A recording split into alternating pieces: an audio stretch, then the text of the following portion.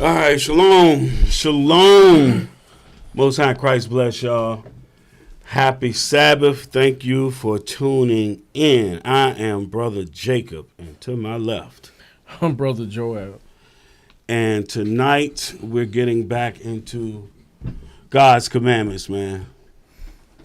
It's a must that we go over God's commandments. So tonight it's titled "It Was Added Because of the Law."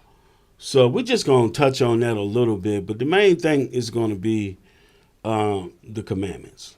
So we're kind of going to show you a couple things. But once again, we're dealing with the commandments tonight. Let's open up with Malachi chapter 3 and start at verse 16.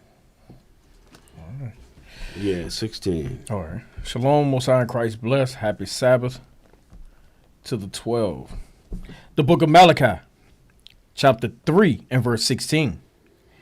Then they that feared the Lord spake often one to another, and the Lord hearkeneth and heard it. And a book of remembrance was written before him for them that feared the Lord and that thought upon his name. Right. That feared him and thought or kept his commandments. 'Cause, you know, fearing the Lord is the beginning of wisdom. You fearing him and keeping his commandments. Keep going. Verse 17. Verse 17. And they shall be mine. See that? They shall be mine.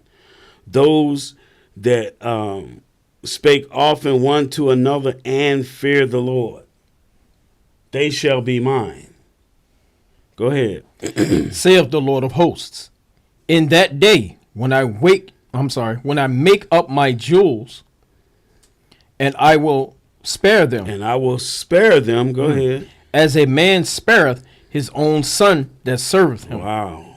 Go. As a man spareth his own son that serveth him. Go ahead. Then shall ye return. Then shall ye return. Read.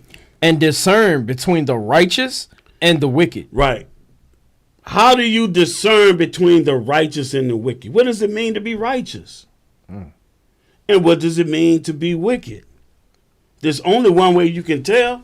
You can ask people what is sin and they can't tell you. Right. Go ahead. Between him that serveth God and him that serveth him not. See how you can tell? Man, let's go to 1 John 3 real quick. Okay.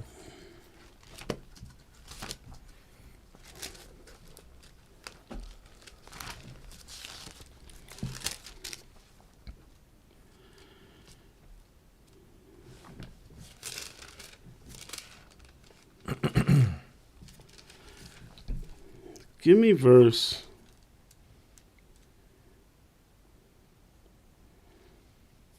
Give me verse 4 first. Watch this. It's going to line up right with what we just read in Malachi. The book of 1 John, chapter 3 and verse 4. Whosoever committeth sin transgresseth also the law.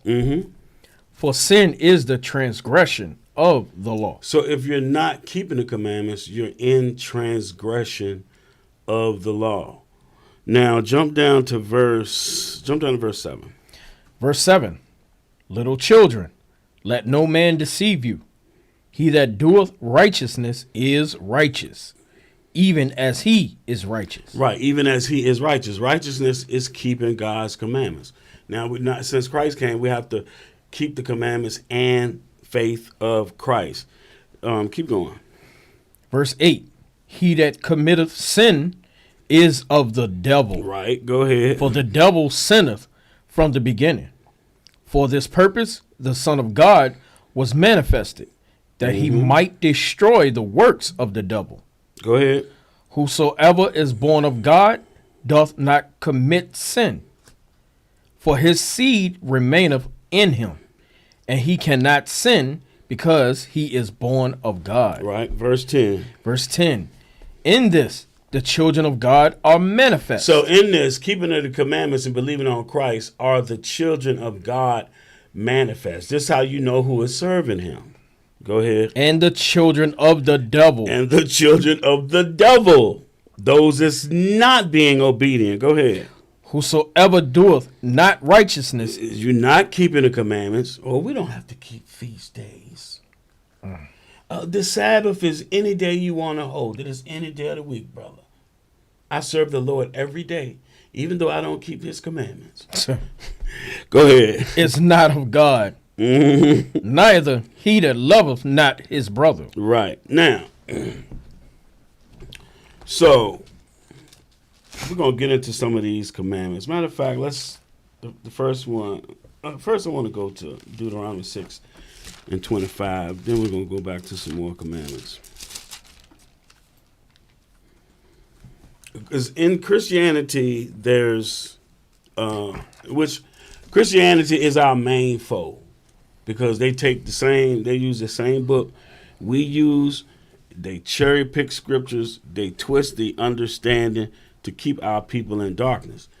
And make no mistake about it, sin is darkness, and they're keeping us in that perpetual situation. So, Deuteronomy 6:25.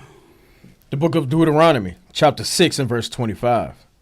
And it shall be our righteousness. Hold on, bro. Hold on. Read 24 first.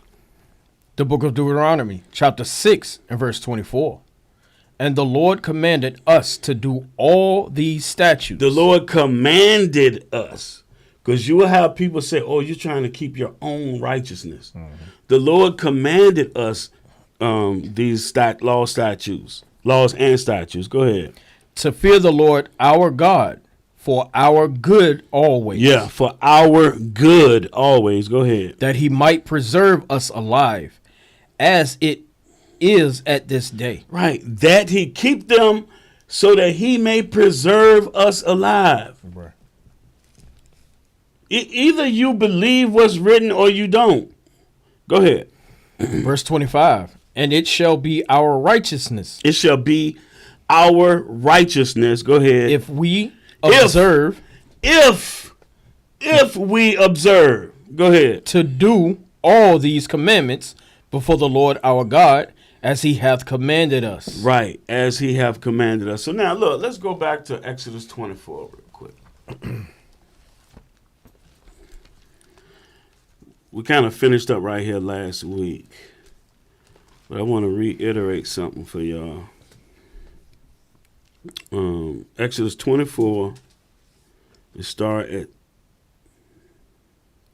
verse 3 again. The book of Exodus, chapter 24 and verse 3. And Moses came and told the people all the words of the Lord and all the judgments, and all the people answered with one voice and said, all the words which the Lord hath said will we do. Right. All the words which the Lord hath said will we do. So we went over, he gave 10 commandments to the children of Israel. Then after that, he gave Moses some more. Then he started giving judgments and statutes that's within the law. Until you get to this point, and then everybody said, we will do all the words that you spoke, we will do it. Go ahead. Verse 4.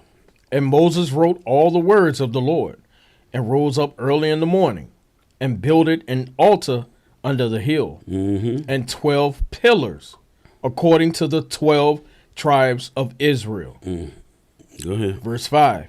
And he sent young men of the children of Israel, which offered burnt offerings, and sacrificed peace offerings of oxen unto the Lord. And Moses took half of the blood, and put it in basins, and half of the blood he sprinkled on the altar. So they sacrificed these animals. They made these offerings. They put, there's when you go in Leviticus, there's ordinances on how they have to do this. So they do this, and then they take the blood, put it in basins, and they go and they sprinkle this on all the people, on all the children of Israel. So this covenant here, what I'm getting at, this covenant is made with blood, the blood of animals. So when you get to the children of Israel committing sins, they get atonement through the sacrifice of animals. So you have laws, and then you had the blood of bulls, goats, sheep. And that's how you got your atonement. Now, go ahead. Continue on. Verse 7. And he took the book of the covenant and read in the audience of the people. And they said, all that the Lord hath said will we do. Right. And be obedient. Right. We will do this and be obedient. Go ahead. Verse 8. And Moses took the blood and sprinkled it on the people. See, he sprinkled it on the people. They're being bonded into this covenant. Go ahead. And said, behold, the blood of the covenant, which the Lord hath made with you concerning all these words. Right. So they were bonded into this covenant with blood. He sprinkled the blood on them and said, this is the blood of the covenant. Now, since we went over this right here, let's go to Hebrews chapter 9. Show y'all something. So as we're going through laws from time to time, I might jump to the New Testament just to show y'all how it correlates. You know, you have, people say a lot of things that are not true. They're 100% not true when you get to the New Testament. So Hebrews chapter 9. We're going to come back here too. But for right now, start at 15. Okay. The book of Hebrews, chapter 9 and verse 15. And for this cause, he is the mediator of the New Testament. So this is talking about Christ. Christ is the mediator of the New Testament. Everybody tries to grab hold of the New Testament. But we're going to clear that up. Go ahead. That by means of death, for the redemption of the transgressions that were under the first testament. So he gave his body and blood for the transgressions of the first testament. What people were in the first testament? Who was it back at Mount Sinai that had the blood sprinkled on them? Right. Who said all these things we will do? It's our people, the children of Israel. Go ahead. They which are called might receive the promise of eternal inheritance. Keep going. For where a testament is, there must also of necessity be the death of the testator. Come on. For a testament is of force after men are dead. Otherwise, it is of no strength at all while the testator liveth. Whereupon, neither the first testament was dedicated without blood. Right. It was dedicated with blood, the blood of animals. Sometimes that's referred to as yoke or bondage. We was bonded to that animal sacrifice under the old covenant. Go ahead. For when Moses had spoken every precept to all the people according to the law, he took the blood of calves and of goats with water and scarlet wool and hyssop and sprinkled both the book and all the people. Right. He sprinkled the book and all the people. We were bound into that. Come on.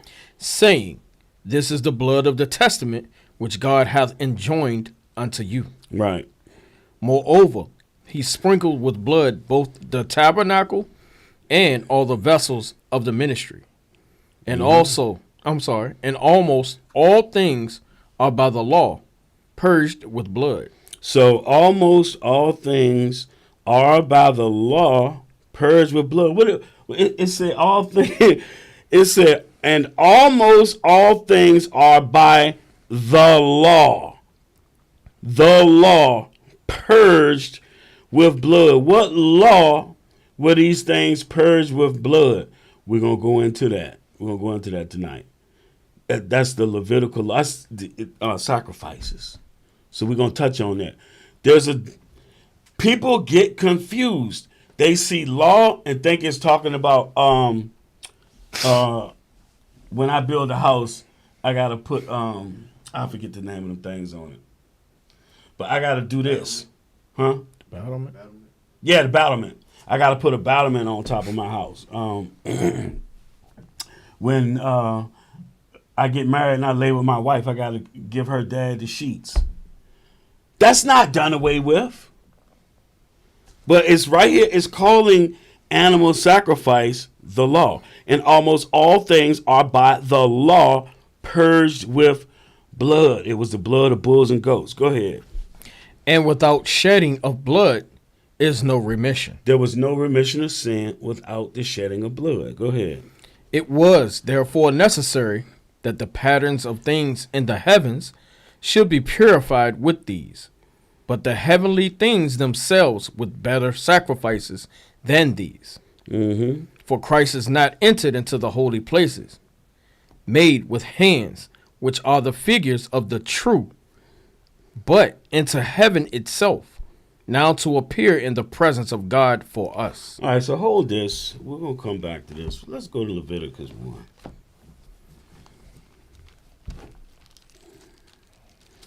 So the confusion comes because you have laws that the Lord gave us on how to conduct ourselves daily, how we're supposed to walk. Like it's saying Acts, walk orderly, keep the law and walk orderly. But then you have these specific laws for sacrificing, for offering. So give me Leviticus 1 and verse 2. The book of Leviticus, chapter 1 and verse 2.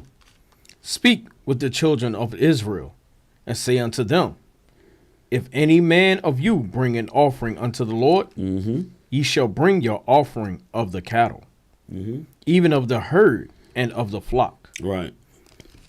If his offering be a burnt sacrifice of the herd, let him offer a male without blemish. He shall offer it of his own voluntary will at the door of the tabernacle of the congregation before the Lord. Right. So what this is going into, when you're doing something for the Lord, he wants you to do it of your own will. You read, okay, the law was to lead us to Christ, but don't nobody understand what that's talking about. When you look at these sacrifices, it's giving you a high level of understanding. Read verse 4, and then we're gonna jump again. The book of Leviticus, chapter 1 and verse 4. And he shall put his hand upon the head of the burnt offering, and it shall be accepted for him to make atonement for him. So that's how you made an atonement. When you committed a sin, that's how you got right with the Lord. Now, jump to chapter 4.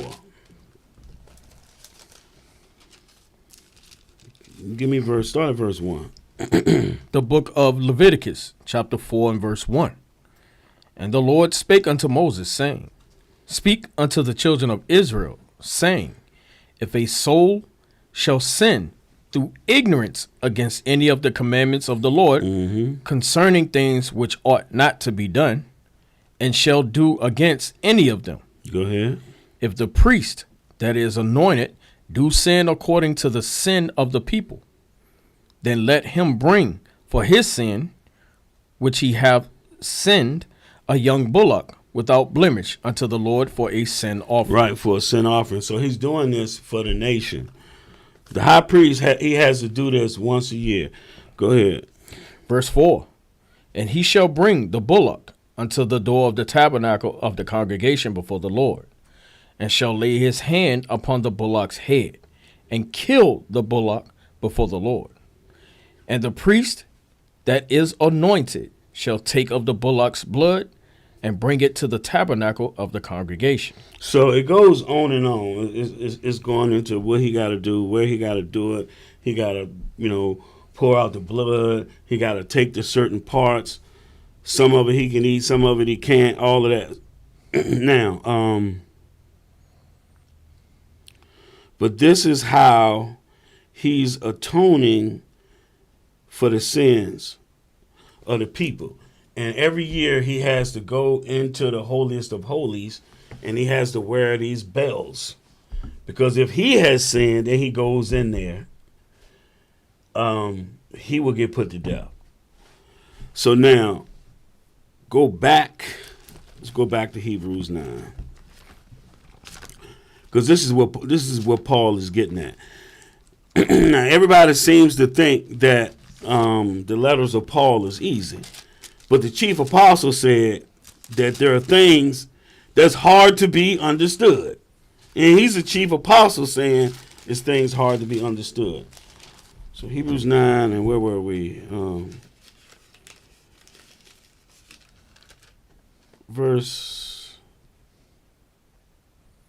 Start at 23 again. The book of Hebrews, chapter 9 and verse 23. It was therefore necessary that the patterns of things in the heavens should be purified with these, but the heavenly things themselves with better sacrifices than these. Right. Better sacrifices of what? Better sacrifices than those animals. Right. Go ahead. Verse 24.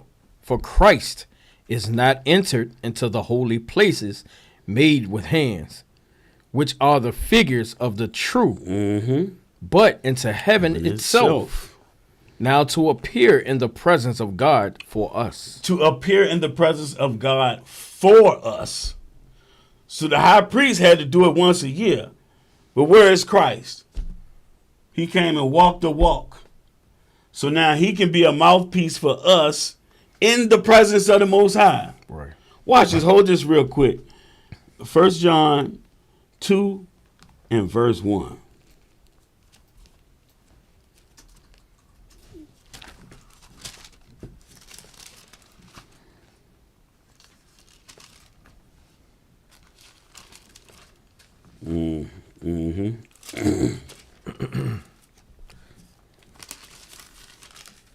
The book of 1 John, chapter 2, and verse 1. My little children, these things write I unto you, that ye sin not. Right. John is saying, I write to you that you sin not. What is sin? Transgression of the law. That's your basic commandments on how you're supposed to live. If you commit sin, do you have to sacrifice an animal? Why do you need to be justified? Go ahead. And if any man sin, Go ahead. we have an advocate with the Father, Jesus Christ, the righteous. The righteous. So he will accept, if the Lord says, show him mercy, he will accept that from Christ. He won't accept it from us. It's like, the analogy is, you hire a lawyer. Your lawyer knows the law. And your lawyer knows the judge. Right. Right. They eat lunch together. But we got Christ speaking on our behalf. Right. He's not speaking on your behalf if you putting him to shame. If you run around sinning, you saying, oh, I ain't got to do that. No. The Lord requires obedience. Now, drop 1 John. Let's go back to Hebrews. You see, he's appearing before the Father for us. We were at 25 now. The book of Hebrews, chapter 9, and verse 25. Nor yet that he should offer himself often, as the high priest enter into the holy places every year with blood of others. For then must he often have suffered since the foundation of the world. But now, once in the end of the world, hath he appeared to put away sin by the sacrifice of himself. Right, by the sacrifice of himself. See, all of this, before we jump, give me verse 28, then we're going to jump a couple times. The book of Hebrews, chapter 9 and verse 28. So Christ was once offered to bear the sins of many, and unto them that look for him shall he appear the second time without sin unto salvation. Right, bringing us salvation, saving us through the atonement of his blood. Now, Acts 13:38. So I'm trying to make this really simple. It's easy to see. The first covenant was with the blood of bulls and goats. Now it's you keeping commandments in the faith of Christ through his offering. 13 and 38. Oh, my bad. Okay. Because remember, in Hebrews 9, it said through those sacrifices of animals, almost everything was purged. It covered almost all of your sins. It atoned for almost all of your sins. Go ahead, verse 38. The book of Acts, chapter 13 and verse 38. Be it known unto you, therefore, men and brethren, that through this man is preached unto you the forgiveness of sin. So through Christ, it is preached forgiveness of sin. So no more atoning for sin with animals. Go ahead. And by him, all that believe are justified. So if you believe that this is the Son of God, whom the Father sent in his name, if you believe, you can repent through him. Go ahead. From all things. Well, it said justified. Now, to be justified means you have committed a sin. Now you need to atone. So you're not being justified by animal sacrifice. You're being justified by Christ's blood. Go ahead. Justified from all things, from which ye could not be justified by the law of Moses. Right. Because there were things in the law of Moses you could not be justified by. Your blood had to be shed. We'll touch on a couple of them. So now you can drop this last scripture. Let's go to Galatians 3. The Christians love Galatians 3. Go there real quick before we go back to the Old Testament. Then we're going to come back to the New again. See how it all correlates. Paul came up at the feet of Gamaliel. He was like the top teacher of the law in Jerusalem.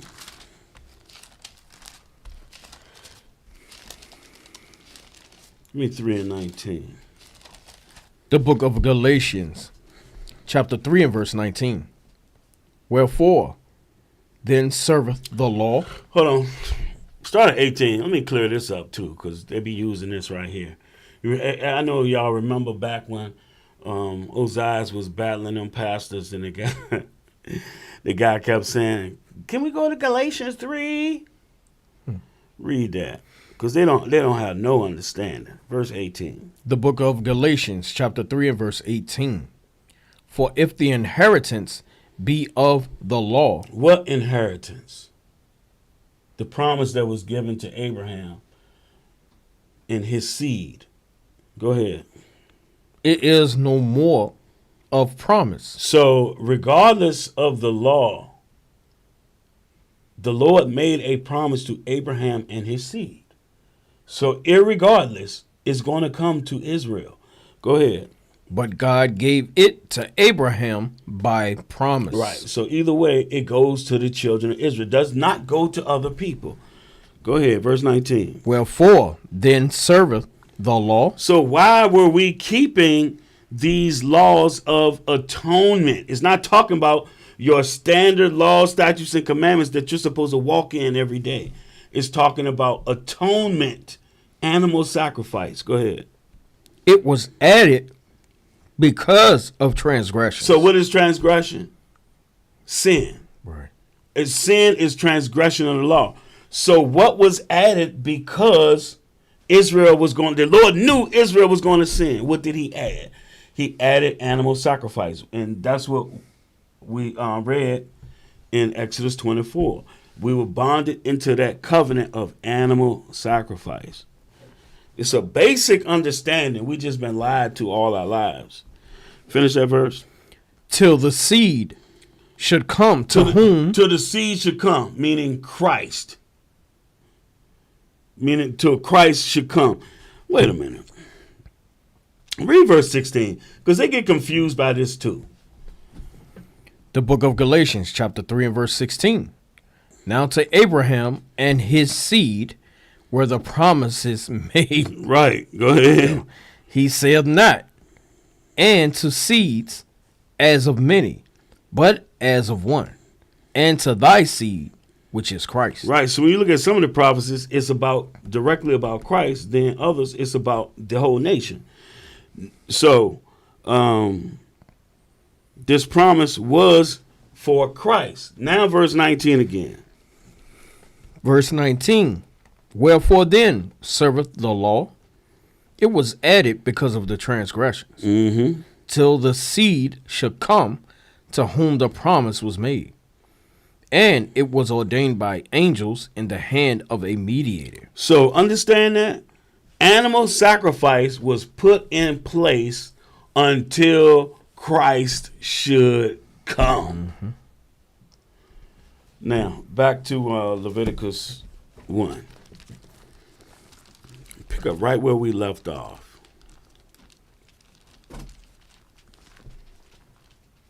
We're gonna read some basic commandments, but we're gonna hit this first, man. Gotta hit this first. Why pay close attention?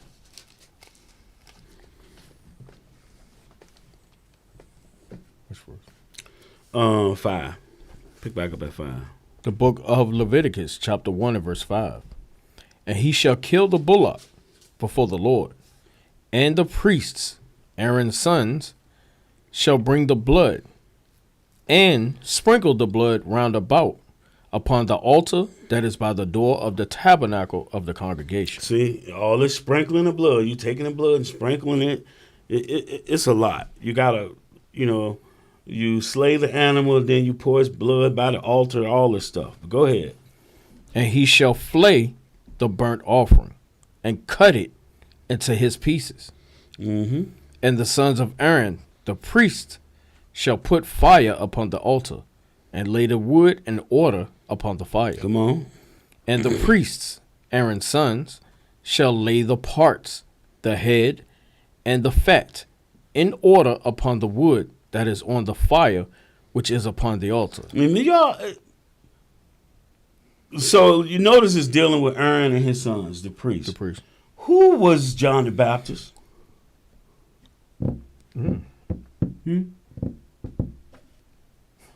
Just real quick, Luke 1, real quick. Try to get y'all to understand. Yeah, he was son of Zacharias. Right. What was Zacharias? Priest. It's no coincidence that John baptized Christ. Luke 1. Yeah, verse 5.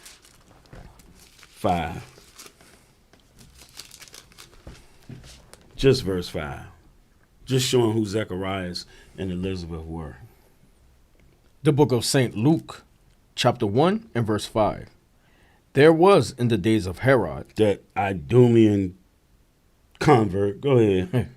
the king of Judea, a certain priest, A certain priest. named Mm-hmm. Zacharias, of the course of Abia, Mm-hmm. and his wife was of the daughters of Aaron, and her name was Elizabeth. Right, see? So John is of the priesthood. He baptized Christ. Now back to Leviticus 2. Leviticus 1, I'm sorry. The book of Leviticus, You just read 8? chapter 1 and verse 9. Yeah, 8. Yeah. Go ahead. Hit 8 first. Yeah, hit 8. All right. Yeah. Chapter 1 and verse 8. And the priests, Aaron's sons, shall lay the parts, the head, and the fat, in order upon the wood that is on the fire, which is upon the altar. But his inwards and his legs, his inwards, but his inwards, not the outside of the cup, Right. but what's in it, the inwards. Go ahead. and his legs shall be washed in water. And the priest shall burn all on the altar to be a burnt sacrifice, an offering made by fire, of a sweet savor unto the Lord. Man, I can't.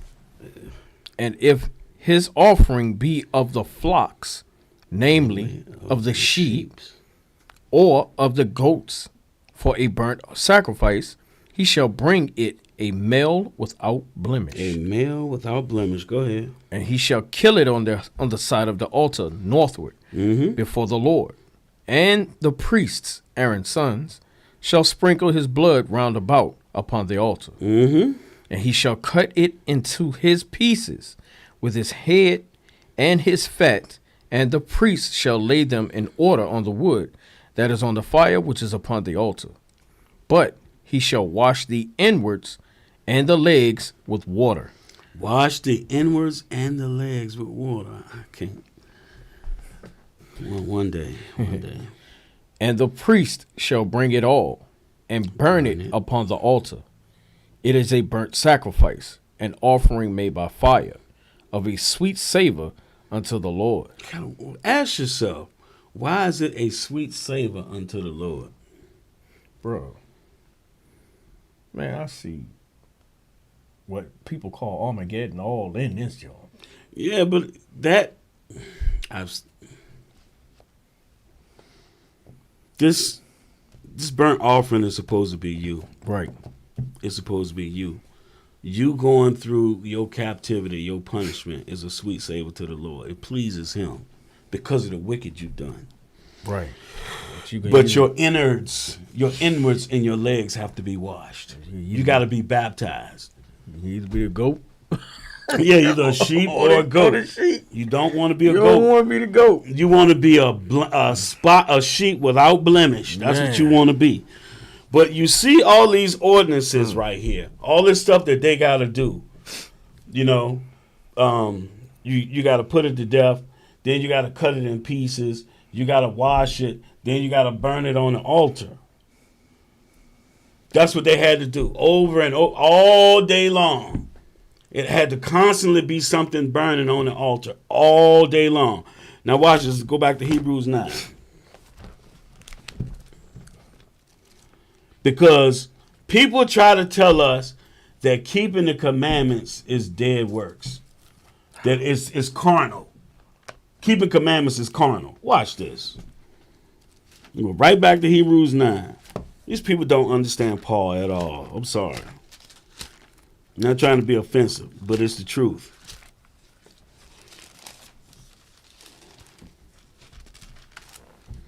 Let's start at 9 and 1, man. Show y'all some stuff.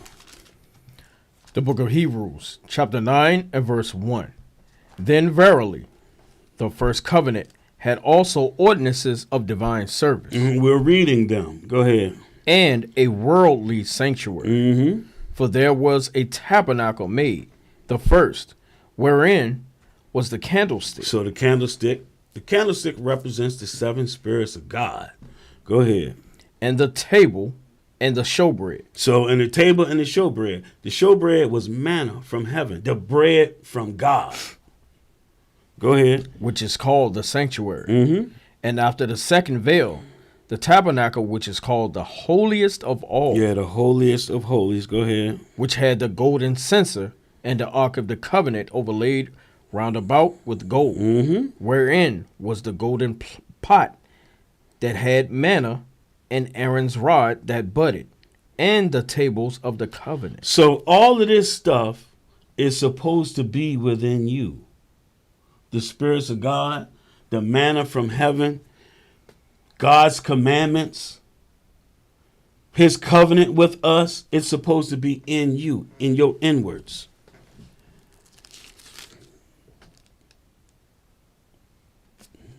Now go to 7. Jump to 7.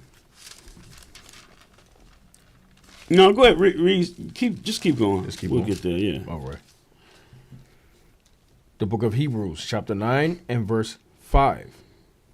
And over it the cherubims of glory, shadowing the mercy seat. These things that the Lord told us, these images the Lord told us to make. Go ahead. Of which we cannot now speak particularly. Go ahead. Now, when these things were thus ordained, the priests went always into the first tabernacle, accomplishing the service of God. Right. But into the second went the high priest alone, once every year, not without blood, which he offered for himself, and for the errors of the people. So we read a little bit of that in Leviticus chapter 4. Go ahead. The Holy Ghost, this signifying that the way into the holiest of all was not yet made manifest, while as the first tabernacle was yet standing. Right. You didn't know your way to God. Go ahead. Which was a figure for the time then present, in which we offered both gifts and sacrifices. So we offered both gifts and sacrifices. Those animals. Go ahead. that could not make him that did the service perfect, Right. as pertaining to the conscience. So sacrificing animals could not make you perfect. Right. Go ahead. Which stood only in meats and drinks. Meats and drinks. Go and, ahead. And diverse washings. Diverse washings. And carnal ordinances. Carnal ordinances. The law itself is not carnal. The sacrificing of animals is carnal. Go ahead. Imposed on them until the time of reformation. So they had to do it until Christ came. See that? Understand that? Yep. Go ahead. But Christ, being come and high priest of good things to come, by a greater and more perfect tabernacle, not made with hands, that is to say, not of this building. Right. Neither by the blood of the goats and calves, but by his own blood he entered once into the holy place, having obtained eternal redemption for us. For us. So all the animal sacrifice was temporary. Right. Paul said it twice. He said it in 2 places. And Timothy, I think Timothy is the one that wrote Acts. He said it in Acts 13. Now, back to Leviticus.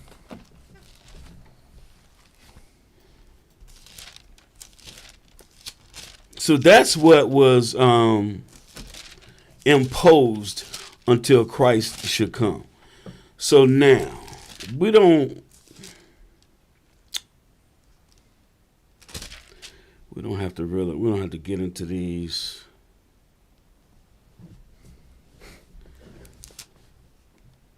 Yeah, let's just give one example. Let's go to Leviticus 6:1. Yeah, start at 6:1. We'll hit just one example for you. The book of Leviticus, chapter 6 and verse 1. And the Lord spake unto Moses, saying, if a soul sin and commit a trespass against the Lord, and lie unto his neighbor in that which was delivered him to keep, or in fellowship, or in a thing taken away by violence, or hath deceived his neighbor. So this is in Exodus 22, I believe. I'm not sure if we read these laws or not. But like, this is how you would, if you did that, committed that sin, this is how you would atone for it. See? So you got the laws, then you got them breaking them, and then you got them making an atonement for it. Go ahead. Verse 3. Or have found that which was lost, and lieth concerning it, and sweareth falsely. In any of all these that a man doeth, sinning therein. Then it shall be, because he hath sinned and is guilty, that he shall restore that which he took violently away. So he has to restore what he took. Go ahead. Or the thing which he hath deceitfully gotten, or that which was delivered him to keep, or the lost thing which he found. So even see, it said the lost thing which he found, but he lied about it. Or all that about which he hath sworn falsely, he shall even restore it in the principal, and shall add the 5th part more thereto, and give it unto him to whom it appertaineth, in the day of his trespass offering. Go ahead, verse 6. And he shall bring his trespass offering unto the Lord, a ram without blemish out of the flock, with thy estimation for a trespass offering unto the priest. So see that? So he would have to make restitution. He would have to give the animal back or equal, and then add to that. And then he'd have to make a sacrifice. But now we have Christ. We don't have to do that. Hold on. You can drop that. Let's go to Galatians chapter 2 and verse 4. This should help y'all understand what's going on in the New Testament. So you have the scribes, the Pharisees, and the priests, they get everything that they get through tithes and offerings and sacrifices. That you know what I mean? They were eating that, they were getting those things. Now you have Paul, Peter, and the rest of the disciples and apostles. They're teaching our people that Christ came, you no longer have to sacrifice. So read that, Galatians 2 and verse 4. The book of Galatians, chapter 2 and verse 4. And that because of false brethren unawares brought in, who came in privily to spy out our liberty, which we have in Christ Jesus. See that? Spying out our liberty. What's the liberty? You ain't got to do them sacrifices. Right. So they trying to get you to come back to keeping sacrifices. Finish that. That they might bring us into bondage. What do they mean by bringing us back into bondage? Damn. Animal sacrifices. Now back to Leviticus. That's crazy because it was all for showcasing. Just something to do in front of the people to shine. They were, when we did Passover class, I showed that Pilate understood that they had him put to death because of envy. They didn't want to lose everything. Right. Just like you have your pastors of the day. So let's go a little Leviticus 5 and 1 real quick. It's got some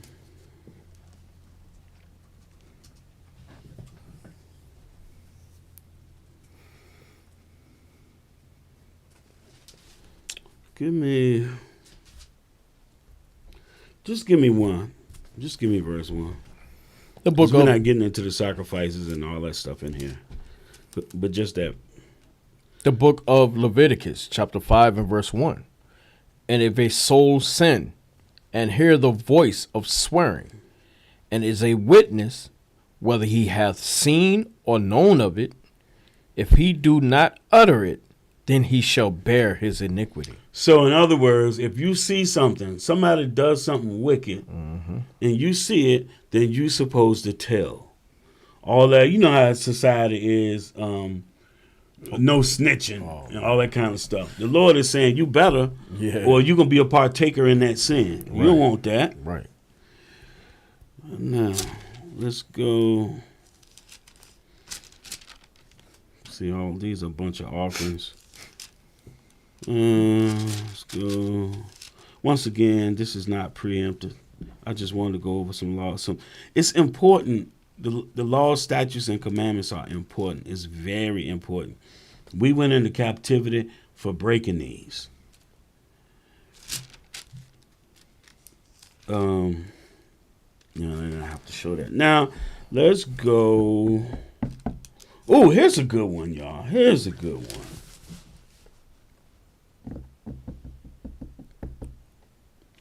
Go to chapter 10. Start at verse 8.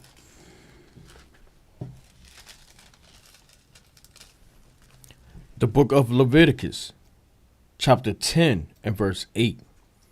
And the Lord spake unto Aaron, saying, Do not drink wine, nor strong drink, nor thy sons with thee, when ye go into the tabernacle of the congregation, right, lest ye die. It shall be a statute forever throughout your generations. So you need to be sober whenever you're doing the work of the Lord. Sober. The Lord is saying, lest ye die. Now, chapter 11 and verse 1. The book of Leviticus, chapter 11 and verse 1.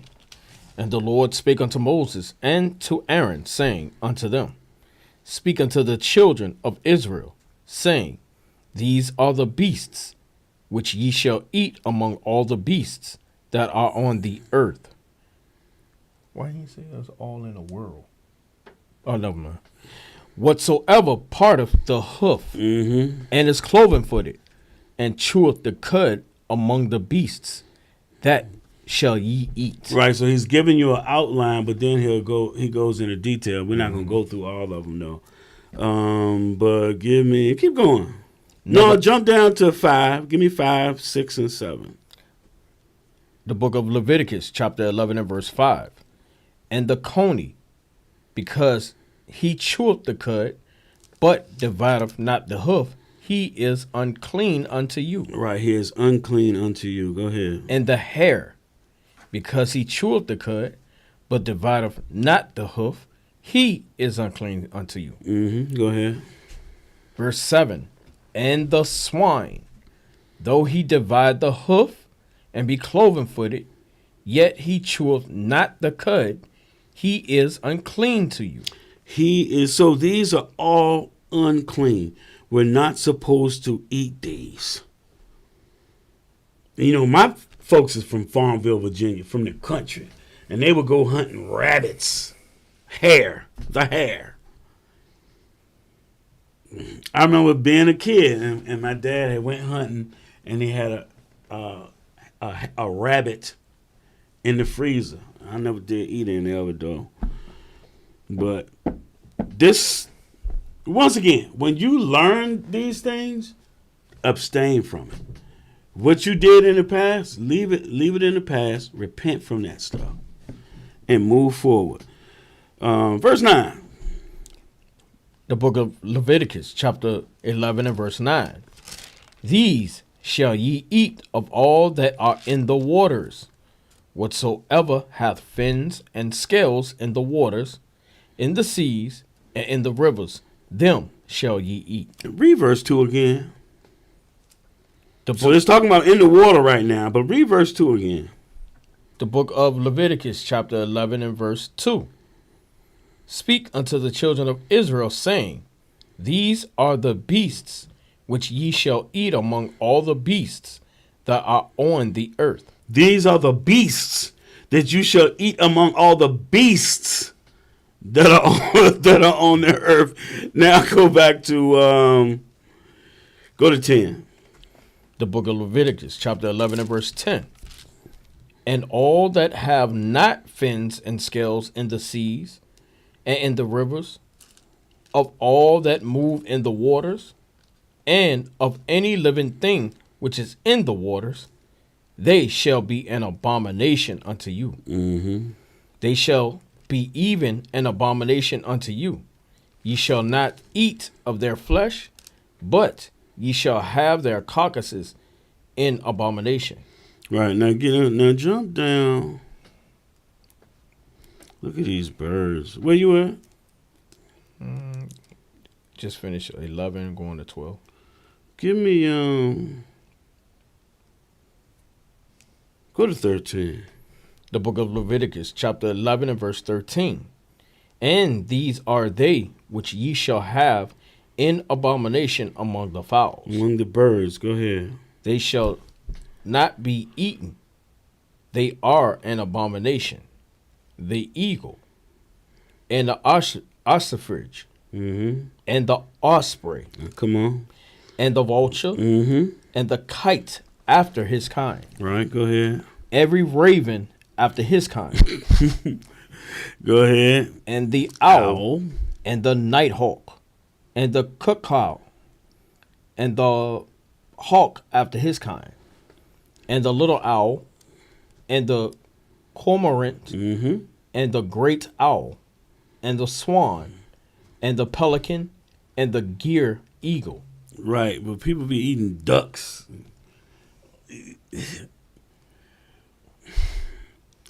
What are they? What's that? The ones be holding up traffic all the time. Geese. Yeah, man, they must know the commandments, man. They be walking around like ain't nobody gonna mess with us. Yeah. They be walking across the street and traffic stop. I mean, like, you know you can't eat me. Taking their time, too. Right. People eat ducks, but people don't eat them. I know, right? It's weird. I think it's a Chinese thing. Or just a Moab thing. Peking duck. What the duck? Yeah, the duck. Man, he eat anything. Oh, yeah, they will eat anything. Moab eats anything. Eating spiders, dipping them in sauce. Turtles and stuff. Yeah. Go ahead. Verse 19. And the stork, the heron after her kind, and the lapwing, and the bat. You know, we did think COVID came from that at one point. Right. But those Chinese markets, man, they got all that stuff over there. Verse 20. All fowls that Man, all creep. all year round, they run around with masks over that piece. Yeah. You know what I'm saying? Anyway, go ahead. All fowls that creep, going upon all four, shall be an abomination unto you. Yet these may ye eat of every flying creeping thing that goeth upon all four, which have legs above their feet, to leap withal upon the earth. Even these of them you may eat. The locust after his kind, John. and the bald locust after his kind, Yeah, John the Baptist, man. Go ahead. and the beetle after his kind, and the grasshopper after his kind. Now, for time's sake, let's jump to verse 44. Leviticus 11 and 44. We're just touching on, you know, these basic commandments on how we're supposed to walk in our daily life. Go ahead. The book of Leviticus, chapter 11 and verse 44. For I am the Lord your God.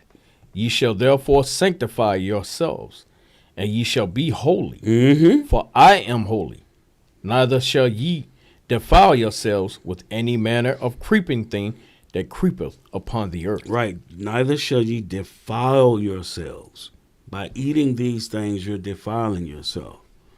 Go ahead. For I am the Lord that bringeth you up out of the land of Egypt to be your God. Ye shall therefore be holy, for I am holy. Go ahead.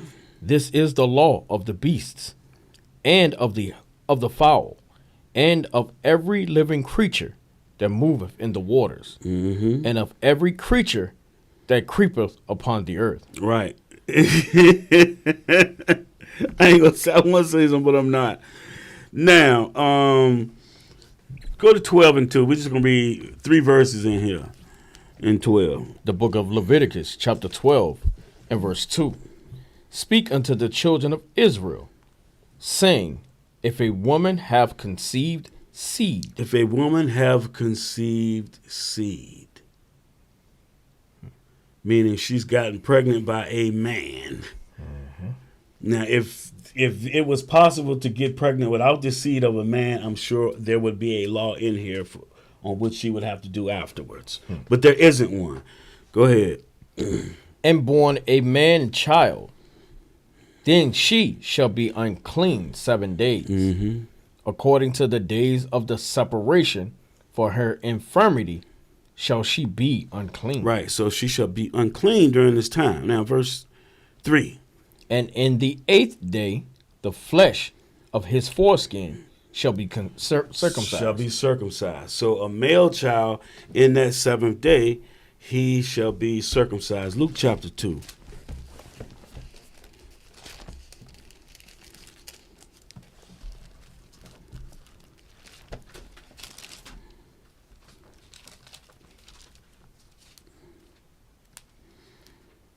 Man, I got so many precepts in here. I can't even tell what verse is what.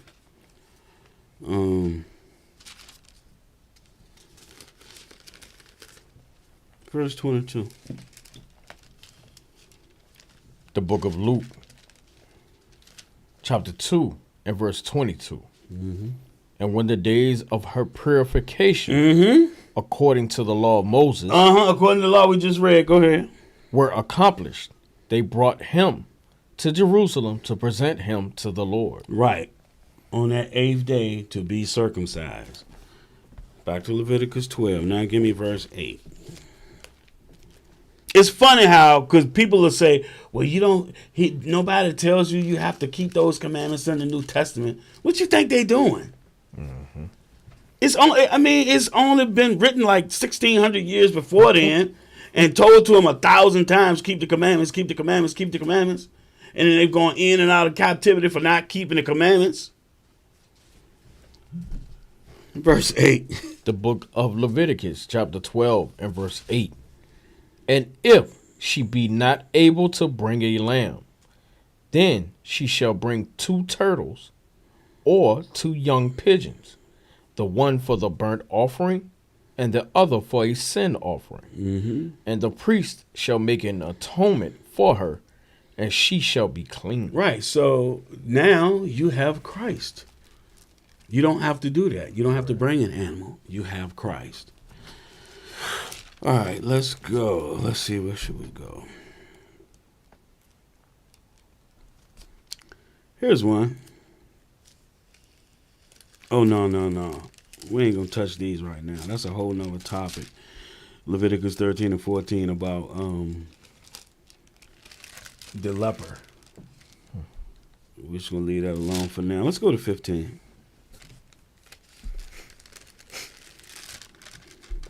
Definitely. Start at verse 1. The book of Leviticus, chapter 15, and verse 1. And the Lord spake unto Moses and to Aaron, saying, Speak unto the children of Israel. Damn. Again? Speak unto the children of Israel again? Yep. Yet again? I thought he gave the law to everybody. No. See, what it is, this is the Old Testament, so he's only dealing with Israel right here. Right. It changes when we get to the New Testament. Right.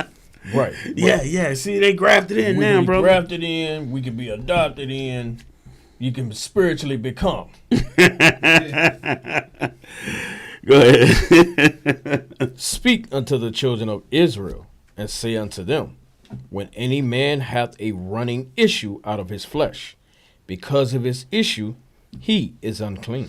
Right. So if you have an issue of a running out of your flesh, it's really only two places. Well, through your mouth, your nose, and your other. Those are only three. Well, no, four. Anywhere in the exit. Yeah. Oh, right. Gotcha. Yeah. Go ahead. Verse 3. And this shall be his uncleanness in his issue, whether his flesh run with his issue, or his flesh be stopped from his issue. Right. So you can have like a sinus infection and be stopped up, or you could have like the flu or COVID or something and be stopped up. You still have an issue. You're unclean. Go ahead. It is his uncleanness. Mm-hmm. Verse 4. Every bed whereon he lieth that hath the issue is unclean, Mm-hmm. and everything whereon he sitteth shall be unclean. Right. Go ahead. And whosoever toucheth his bed shall wash his clothes and bathe himself in water, and be unclean until the evening. So you don't need to go on the website of the Center for Disease Control to have them tell you the same thing. The Lord loved us and gave us these laws to elevate us above everybody else. So here you are, 3,000 years later, and they figuring this stuff out. The Lord loved us and gave this understanding to us. And what do? We reject it. Go ahead. Verse 6. And he that sitteth on anything whereon he sat, that have the issue, shall wash his clothes, and bathe himself in water, and be unclean until the even. Go ahead. Verse 7.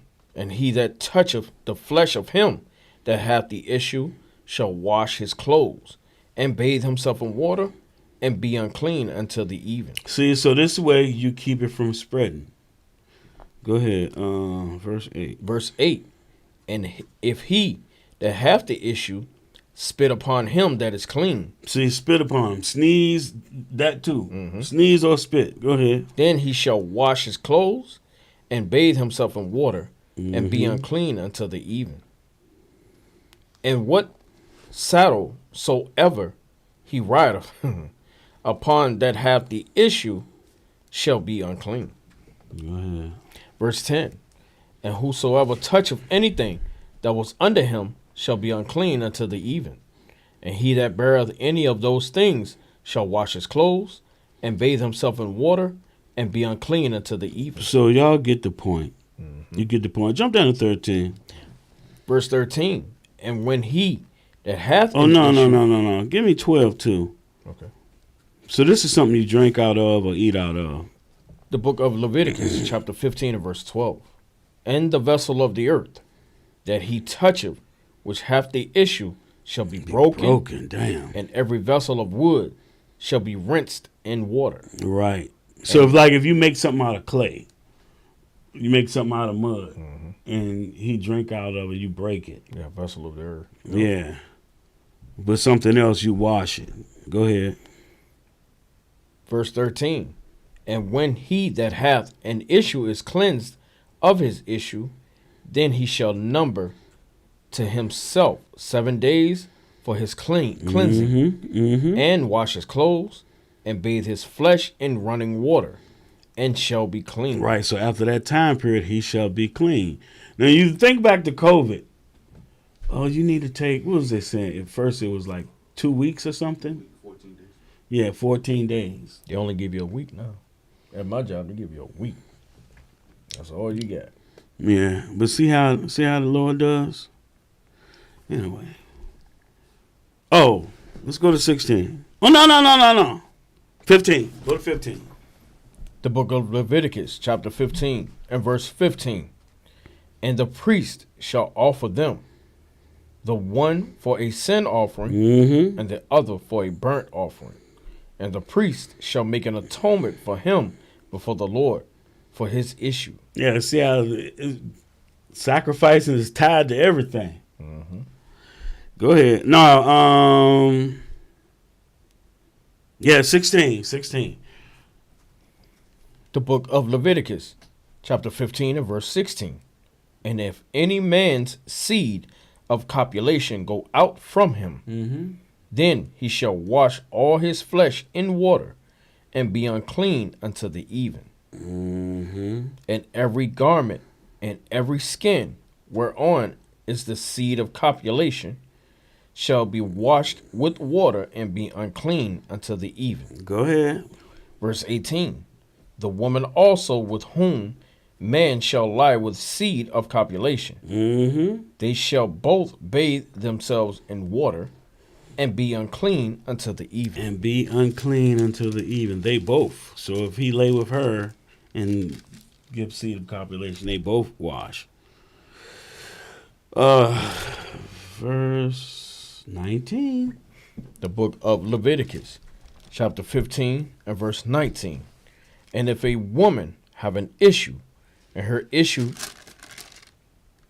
in her flesh be blood, she shall be put apart 7 days, and whosoever toucheth her shall be unclean until the even. Right. So, you have people that will try, they'll think that, okay, I'm unclean, my wife is unclean, but why is it telling you about how long you should be unclean? So, like, if your wife is unclean and you touch your wife, right? What's wrong with that? If my wife and I just touch her, Yeah, she unclean, you touch your wife, or, let's say you lay with her and she starts her period when you lay with her. But you'll both be unclean. But what's behind that? Why is the Lord showing you when you're unclean? Jump to verse 31. the book of Because Leviticus. people be concerned about this right now, today. Yeah. The book of Leviticus, chapter 15 and verse 31.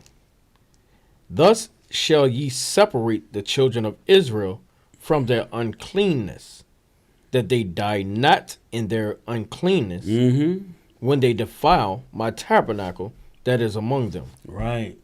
So in the wilderness, you couldn't go to the tabernacle unclean. And then after, when the temple was built, you could not go to the temple unclean. That does not apply today. There is no temple. Yeah, the temple is us. Now, keep going. Verse 32 and 32. 33. This is the law of him that hath an issue, and of him whose seed goeth from him, and is defiled therewith. Verse 33.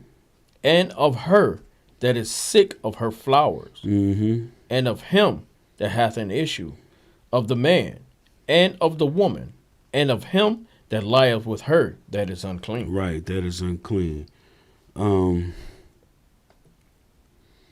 Just real quick. So this next chapter, Leviticus 16, is going into the scapegoat, which the scapegoat is Christ. Should we go into that or not?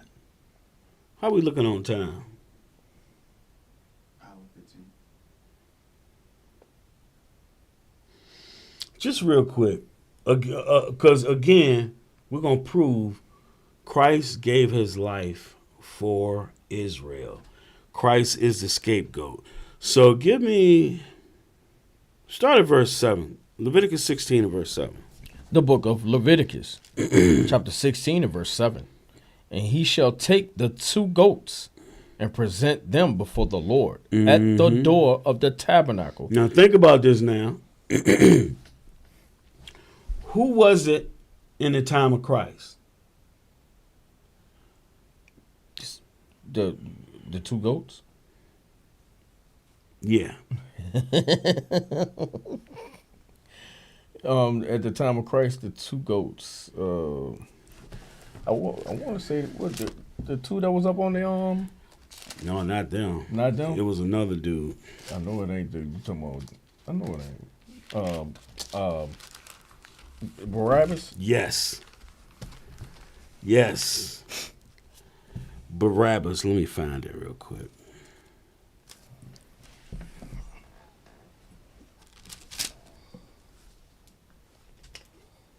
Yep.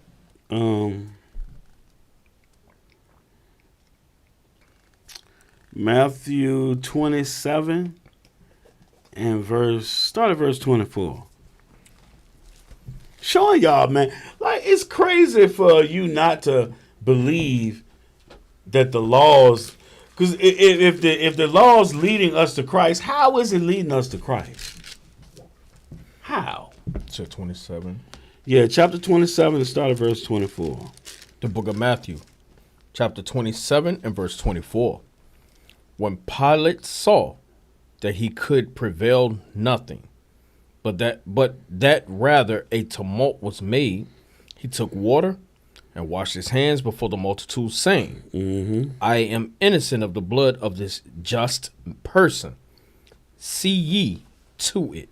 Right, go ahead. Then answered all the people and said, his blood be on us Damn. and on our children. Damn. In other words, they put their hand on Christ's head and was responsible for putting them to death. Yep. Go ahead. Then released he Barabbas unto them. And when he had scourged Jesus, he delivered him to be crucified. See that? Christ was the scapegoat and the wicked one was allowed to be free. Back to Leviticus. It's Leviticus crazy 16. that we do that today. Our people be wicked as hell, and they always talking about some free so-and-so, free so-and-so. Right.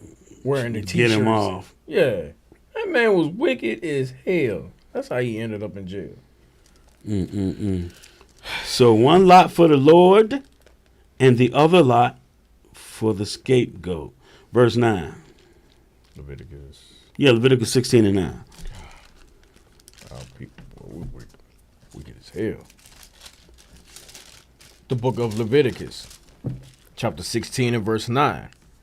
And Aaron shall bring the goat upon which the Lord's lot fell, and offer him for a sin offering. Right. Offer him for a sin offering. Christ. Go ahead. But the goat on which the lot fell to be the scapegoat shall be presented alive before the Lord to make an atonement with him, and to let him go for a scapegoat into the wilderness. So who was the scapegoat? So on that Passover, which it had to be done on Passover, it was Barabbas that was released. But Christ gave his life for all Israel, and Right. Israel was released into the wilderness. Go ahead. Verse 11. And Aaron shall bring the bullock of the sin offering which is for himself, and shall make an atonement for himself, and for his house, and shall kill the bullock of the sin offering, which is for himself. Now jump down to 15. Let's make Verse this quick. 15. Then shall he kill the goat of the sin offering, Mhm. that is for the people, and bring his blood within the veil, and do with that blood as he did with the blood of the bullock, and sprinkle it upon the mercy seat, and before the mercy seat. Mhm. And he shall make an atonement for the holy place, because of the uncleanness of the children of Israel, and because of their transgressions And in all their their sins. sins. Oh, go ahead. And so shall he do for the tabernacle of the congregation that remaineth among them in the midst of their uncleanness. Right, come on. Verse 17. And there shall be no man in the tabernacle of the congregation when he goeth in to make an atonement in the holy place, until he come out and have made an atonement for himself Self. and for his household and for all the congregation of Israel. Of Israel. Verse 18. And he shall go out unto the altar that is before the Lord, and make an atonement for it, and shall take of the blood of the bullock and of the blood of the goat, and put it upon the horns of the altar round about. And he shall sprinkle of the blood upon it with his finger 7 times, and cleanse it, and hallow it from the uncleanness of the children of Israel. Well, it keeps saying the children of Israel. It ain't saying that you sacrificing this goat for a sin offering for all the people on the planet. It keep telling you for the sins of the children of Israel. Go ahead. Verse 20. And when he hath made an end of reconciling the holy place, and the tabernacle of the congregation, and the altar, he shall bring the live goat. And Aaron shall lay both his hands upon the head of the live goat, and confess over him all the iniquities of the children of Israel, and all their transgressions, in all their sins, putting them upon the head of the goat, and shall send him away by the hand of a fit man into the wilderness. Yeah, that fit man was Esau. The Edomites in 70 AD, the Romans came and destroyed Jerusalem, and we got sent into the wilderness. Verse 22. Verse 22. And the goat shall bear upon him all their iniquities unto a land not inhabited, and he shall let go the goat in the wilderness. Right. So you can drop that. Now,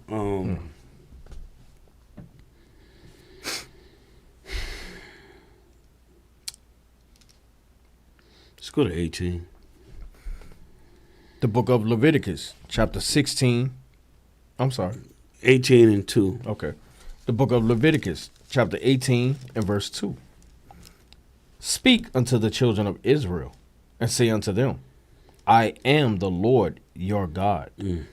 After the doings of the land of Egypt, wherein ye dwelt, shall ye not do. Right, go ahead.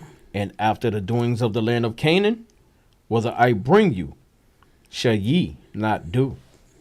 Neither shall ye walk in their ordinances. Now, I just get the feeling that we're going to be told this again. Right. Go ahead. This is see this verse 5. This is something that Paul be saying too several times in the New Testament. Verse 5. Verse 5. Ye shall therefore keep my statutes and my judgments, which if a man do, he shall live in them. I am the Lord. Right. Hold on. Should we? Hold on.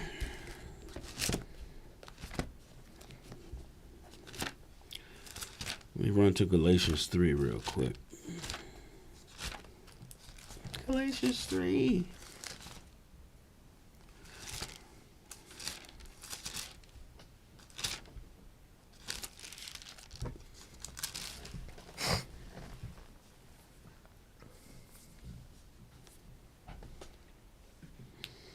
Give me Galatians 3 and 12, just real quick. See, Paul does a lot of paraphrasing. Because if you're of the children of Israel, you should understand what he's talking about.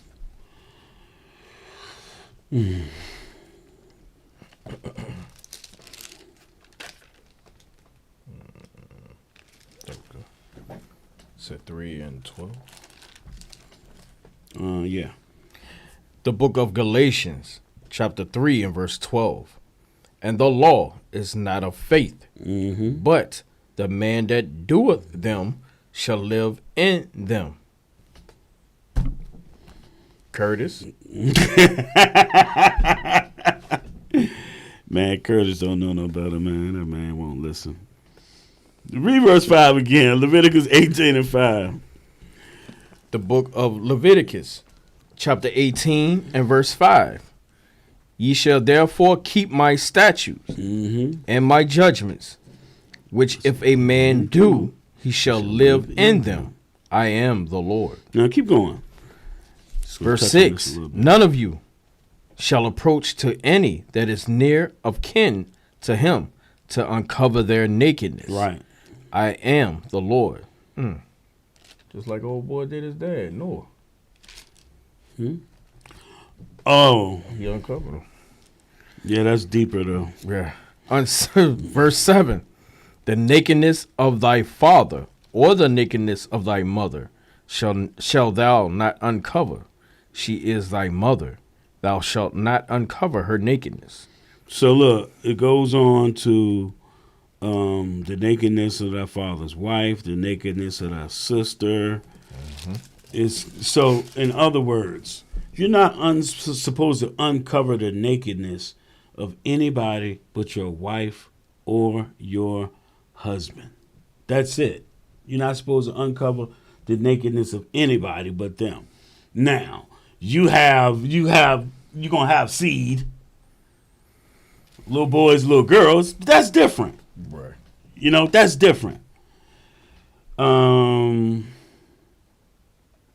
Give me verse 19. Because you have a situation like we said earlier. You could be laying with your wife and she come on her flower.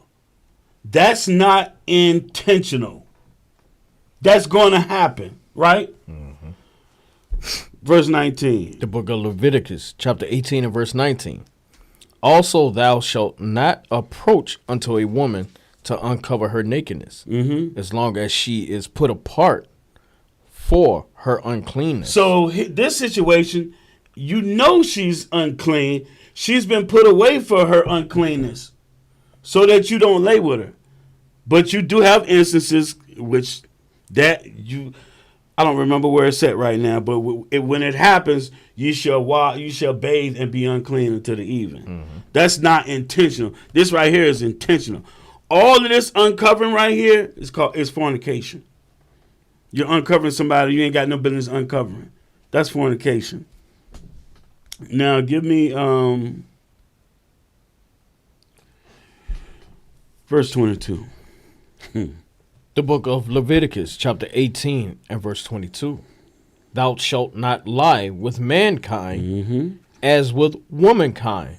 It is abomination. It is an abomination. Ain't no excuse. I don't care what they say nowadays. Right. How they change the Bibles with the damn Pope. Who gives a damn what the Pope say? Call the crap the new normal. The Lord says it is an abomination. Which means the Lord hates it. Right. Go ahead. Verse 23. Neither shalt thou lie with any beast to defile thyself therewith. Right. No man is supposed to go lie with a beast. You know how they be talking about what is it mountain people used to do? Talking about counting sheep. Yeah. I ain't gonna say what they said about it. Man, we got a guy at my job, grew up on a farm talking the same crap. If you get that where you get horny, you get old enough, and there's nothing else out there. What? Be better. He Esau? No. One of us? Man. Oh my goodness, boy. We need these commandments, man. Right. Go ahead. That's why the Lord, we made them for us. Yeah, he knew we was going to do it. Right. But following the nations. Because, see, remember, when you read the beginning of 18, you don't do what the nations did. They were doing all of this. Right. The book of Leviticus, chapter 18 and verse 23. Neither shalt thou lie with any beast to defile thyself therewith. Neither shall any woman stand before a beast to lie down thereto.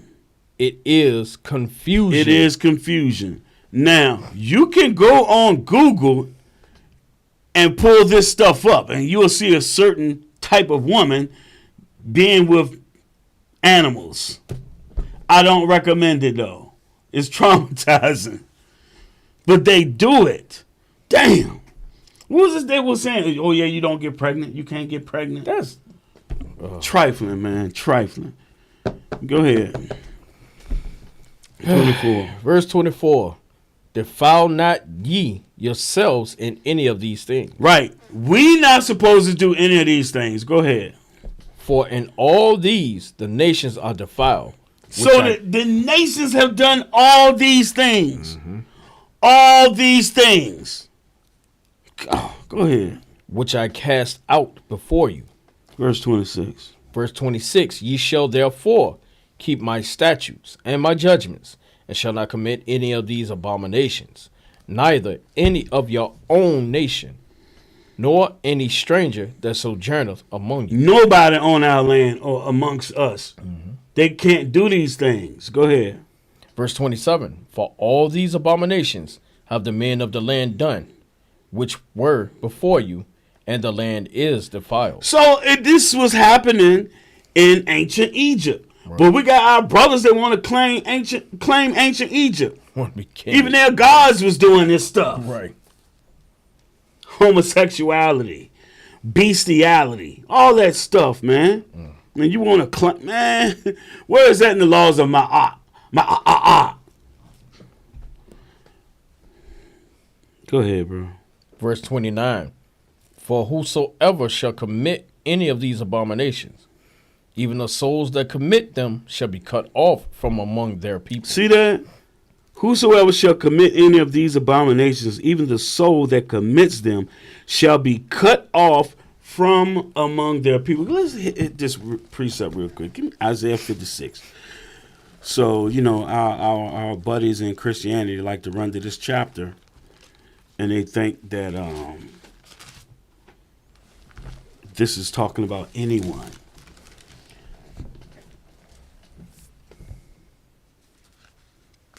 Give me verse 3. The book of Isaiah, chapter 56, and verse 3. Neither let the son of the stranger that have joined himself to the Lord. So can someone of another nation join himself to the Lord? No. No. Go ahead. Speak, saying, the Lord hath utterly separated me from his people. See, when did he remove the other nations from his people? This is talking about our people that have committed abominations, and the Lord done had them carried away. But now they trying to return and join themselves back. And they're saying, the Lord speaks, saying, the Lord have utterly separated me from his people. Oh yeah, these commandments, man, the basis of everything is in our commandments. And our people hate reading them. Go ahead, finish that verse. Neither let the eunuch say, behold, I am a dry tree. Keep going. Verse 4. For thus saith the Lord unto the eunuchs that keep my Sabbaths, and choose the things that please me, and take hold of my covenant. Deuteronomy 23. Why is he mentioning eunuchs?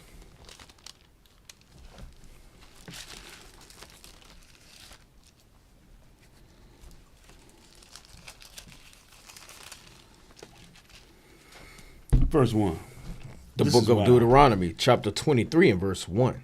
He that is wounded in the stones, or hath his privy member cut off. That's a eunuch. shall not enter into the congregation of the Lord. See that? He can't enter into the congregation of the Lord.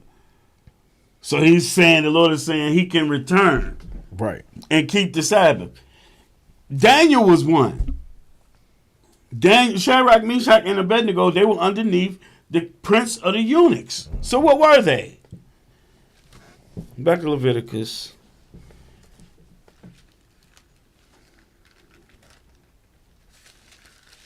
Give me verse 30. That'll be that for that. And then we're gonna hit 19. Yeah, we're gonna hit Psalm 19. The book of Leviticus, chapter 18 and verse 30. Therefore shall ye keep mine ordinance, that ye commit not any one of these abominable customs, which were committed before you, and that ye defile not yourselves therein. I am the Lord your God. Right. So you know what? Like we read 22, thou shalt not lie with mankind as a woman, as with womankind. Mm-hmm. Then neither shall you lie with a beast, neither shall any woman lie down with a beast. If you did these things, what could you sacrifice to make an atonement? Nothing. Your head Not a damn with some thing. stones. That was it. There was no way to atone for that. There was no forgiveness. How you gonna sacrifice the beast you just laid with? Oh no, the beast has to be put to death too. Right. Shoot. Now, 19 and verse 2. The book of Leviticus, chapter 19 and verse 2. Speak unto all the congregation of the children of Israel, and say unto them, Ye shall be holy, for I, the Lord your God, am holy.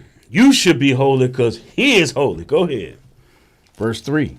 Ye shall fear every man his mother and his father, Respect your mother and father. Go ahead. and keep my Sabbaths. And keep my Sabbaths. Man. Not the day that you choose. Go ahead. I am the Lord your God. Go ahead, verse 4. Oh, he Keeps saying, I am the the Lord your God. I love it. Your God. Go ahead. Verse 4. Turn ye not unto idols, nor make to yourselves molten gods. I am the Lord your God. And if ye offer a sacrifice of peace offering, Let's skip that one. Jump to 9. the book of Leviticus, chapter 19 and verse 9. And when ye reap the harvest of your land, thou shalt not wholly reap the corners of thy field, neither shalt thou gather the gleanings of thy harvest. Right. So when you planted whatever it is you planted, you're supposed to leave some of that. Right. Don't take all of it. Watch what. Man, the beauty. But look. Now you underneath bondage. You making Christ of no use by keeping the law. Read next verse, man. That is the dumbest thinking. It's just the dumbest thinking ever. God's law is righteous, man. It's righteous. Mm-hmm. Go ahead. Verse 10. And thou shalt not glean thy vineyard, neither shalt thou gather every grape of thy vineyard. Thou shalt leave them for the poor and stranger. I am the Lord your God. Right. So let's say we're going to Jerusalem to keep a feast. Right. And on our journey, we're hungry. We come upon our brother's land, and he's got rows. The Lord said, leave them. Don't glean them. So when your brothers and sisters going by, they got something to eat. That ain't righteous. That's bondage. That's putting you into bondage. That Free food. it make you right. That's loving. That's showing love for your That brother is, right there. yes, that's love. The Lord thought of all of these things and gave them to us.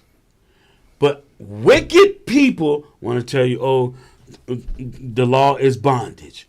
I guarantee you they haven't read it. Now, what if that when Christ and them pick the The corn, Yeah. we know where that came from. Right. This, it right, comes from this. Exactly. They were hungry. Man, that was tight, bro. They didn't take because the law said you can't take a sickle to it. Right. They picked it with their own hand. Right. They said they plucked it. Go ahead. Verse 11. Ye shall not steal, neither deal falsely, neither lie one to another. Go ahead. And ye shall not swear by my name falsely, neither shalt thou profane the name of the Lord thy God. Come on with it. I am the Lord. Come on. Thou shalt not defraud thy neighbor, neither rob him.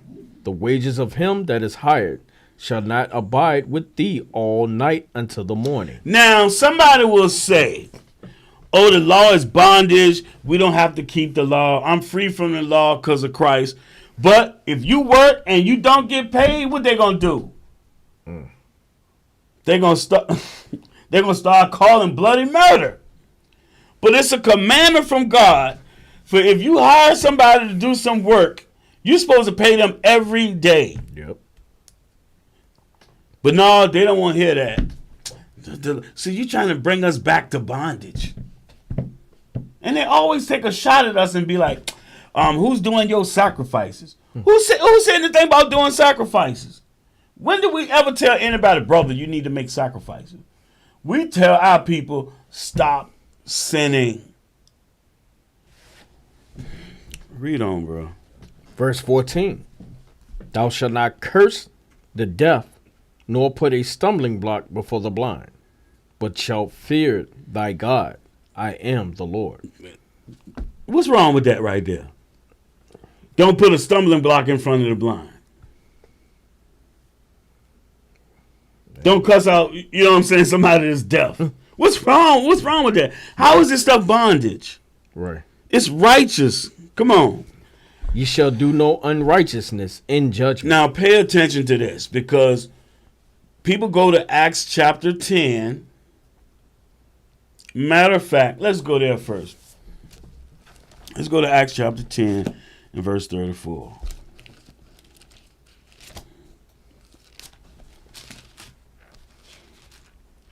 It's got to be the worst. No, well, Christianity is really, really bad. And Judaism is just as dumb. Yeah, they got the town moved. Yeah. Acts 10 and 34. The book of Acts, chapter 10 and verse 34. Then Peter opened his mouth and said, of a truth I perceive that God is no respecter of persons. See that? God is no respecter of persons, brother. Read on. But in every nation he that feareth him and worketh righteousness is accepted with him. So what is righteousness? It's keeping these laws that we talking about. Right. The ones that everybody hates that was only given to To them. Israel. How many times did we read, speak unto the children of Israel? Speak unto the children of Israel. I am the Lord, your God. Yep. How many times? Right. It's going to say again right here in 36. Go ahead. Word which God sent unto the children of Israel, preaching peace by Jesus Christ. He is Lord of all. Now, what does it mean?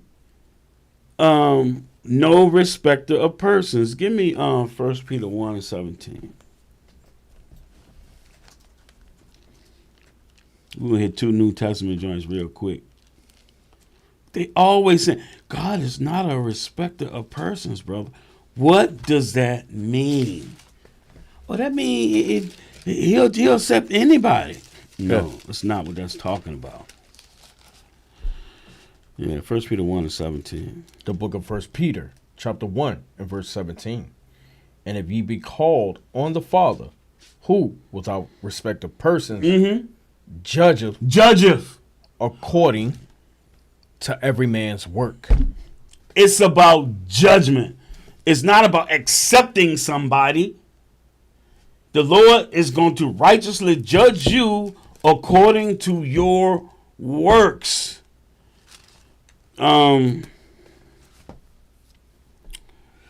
Colossians 3 and 25.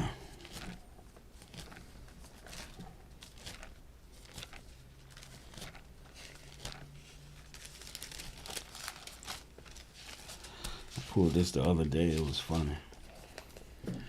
The book of Colossians, chapter 3 and verse 25.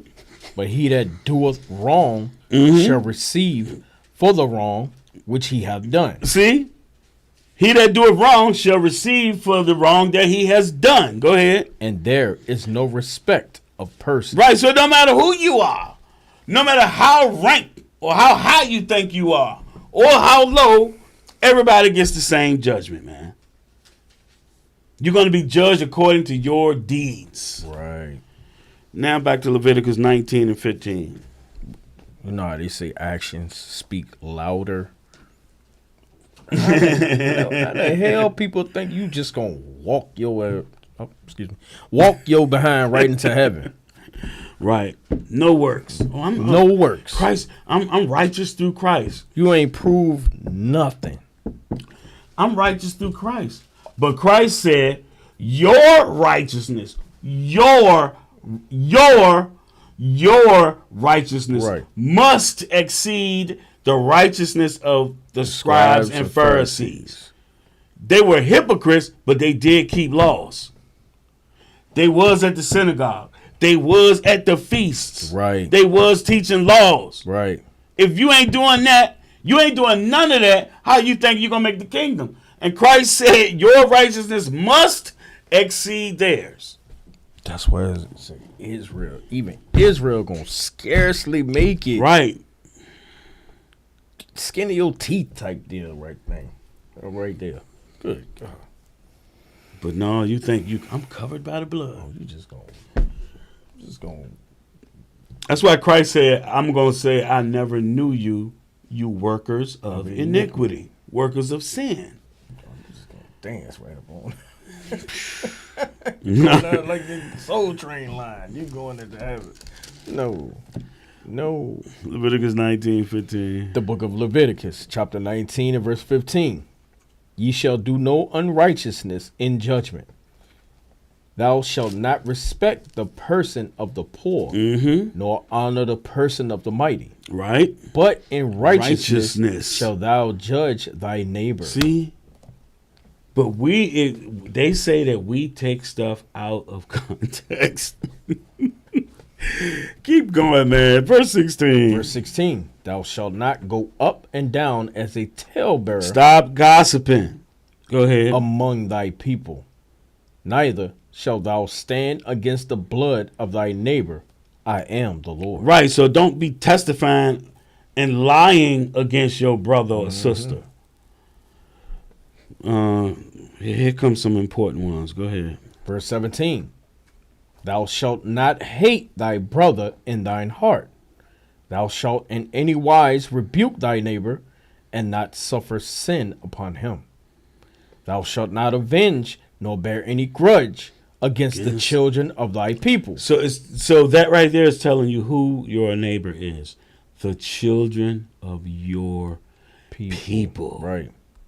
It's not the Asian guy that lives next door. You know what I mean? Right. Because he's your neighbor. Yeah, Next and door. it's not the African that lives on the other side of you. No. Go ahead. But thou shalt love thy neighbor as thyself. Apply the commandments to your neighbor as you want them applied unto yourself. Give me verse 19, then we're going to jump. I am the Lord. Verse 19. Ye shall keep my statutes. Thou shalt not let thy cattle gender with a diverse kind. Right, you can't have an ox and a mule pulling a cart together.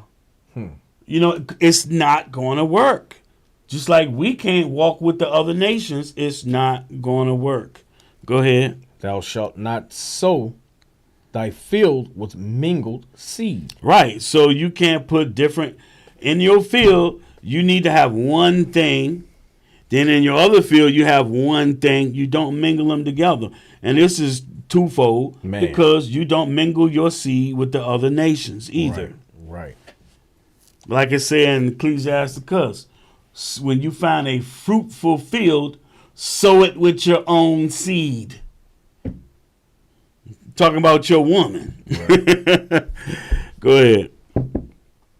Neither shall a garment mingled of linen and woolen come upon thee. You can't mix linen and woolen together. Now,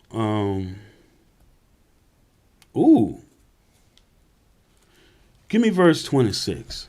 The book of Leviticus. We ain't gonna be much longer, y'all. Watch this. We're gonna jump to the New Testament too. Watch this. The book of Leviticus, chapter 19 and verse 26. Ye shall not eat anything with the blood, neither shall ye use enchantment, nor observe time. So ye shall not eat anything with blood. Watch this. Acts chapter 15 and verse 20.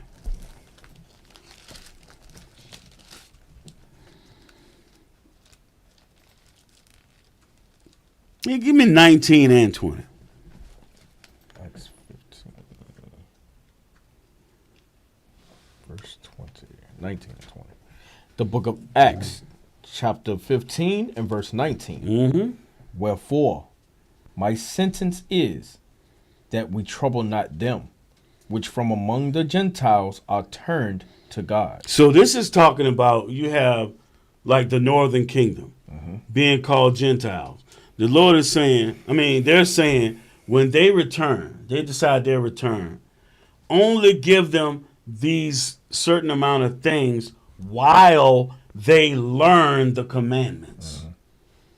It ain't talking about the other nations. They don't have no part of this. We trouble not them which from among the Gentiles are turned to God. Go ahead. Verse 20. But that we write unto them that they abstain from pollutions of idols. We read that where? In Leviticus and in Exodus. Go ahead. And from fornication. We just read chapter 18, all those many different forms of fornication. Go ahead. And from things strangled. And right. So things strangled is things that animals have eaten, torn with beasts.